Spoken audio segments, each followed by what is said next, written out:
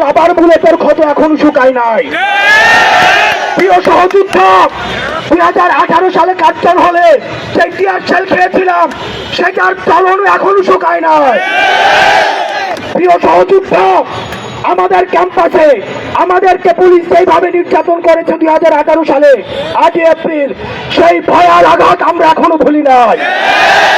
প্রিয় সহযোদ্ধা, 2018 সালে কোটা বাতিল, সেটি ছিল সারা বাংলার ছাত্রদের গণজোয়ারের ফলাফল। কোটি কয়েক শিক্ষার্থীর স্বাধীনতার যে মূল স্পিরিট ছিল সাম্য, সে সাম্যের এগেনস্টে গিয়ে হাইকোর্টে রিট করে ছাত্রদের এগেনস্টে গিয়ে এই কোটা পুনর্বহাল এই ছাত্র সমাজ কোনোভাবে মেনে নিবে না। কোটা পুনর্বহাল বাতিল করার জন্য আমাদেরকে রাস্তার মধ্যে আবার থাকতে হবে।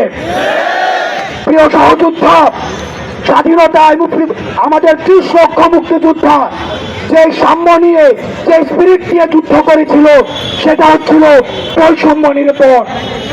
অত্যন্ত দুঃখজনক, যারা কোটার জন্য আন্দোলন করছে তারা নিজেদেরকে কোটাদারি মেধাবী পরিচয় দিতে বেশি স্বাচ্ছন্দ্য বোধ করে।